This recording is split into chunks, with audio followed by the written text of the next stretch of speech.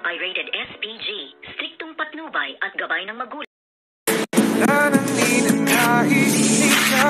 Good morning, at ito nga ay ngit-ngit na ngit-ngit sa galit ito ngang si Allison dahil nga tinanggal na siya sa lineup ng modeling ng kanilang manager dahil nga nakitaan siya ng magaspang at hindi magandang pag-uugali dahil sa mga kasamahan niyang model.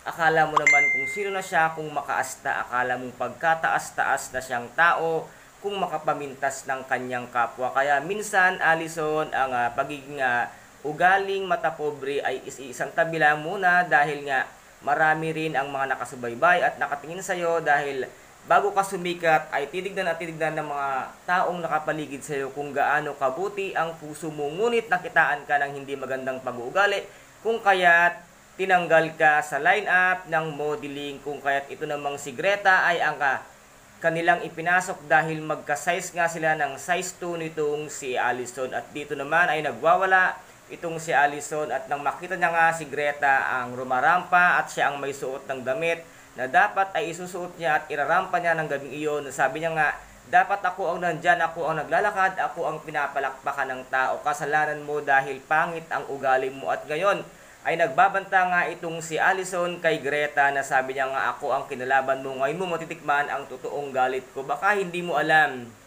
Allison, na meron siyang alas para sa'yo at alam ni Greta B ang tunay na ginagawa mo sa buhay mo na isa kang bayaran, isa kang babae na nagpapagamit. Alam niya ang buong sikreto mo, baka ikaw ang mapahiya, hindi si Greta B. Kaya minsan, Allison, huwag padalos-dalos sa mga nagiging desisyon at huwag makasarili at huwag mo ring isipin na ikaw ay katatakutan ni Greta B. Ang isang Greta B ay walang kinakatakutan at ang isang Greta B ay palaban. Kung kaya't ikaw ang matatalo sa labanan na ito dahil may alas na hawak-hawak sa'yo itong si Greta B. At dito naman ay nagplastikan silang dalawa ni Blair na kung saan nga ay naalala nitong si Greta B yung short na suot-suot niya noon na kanyang tinahi-tahi lamang. At nandoon nga ayon dito sa mga panindang damit nitong si Blair na kung saan nga ay unti-unti naman itong si Blair na nagkakaroon ng hinala na si Gigi at si Greta B ay iisa. Ito po ang ating pakaaabangan dito nga sa Magandang Dilag na kung saan ay talagang patindi ng patindi ang kaganapan.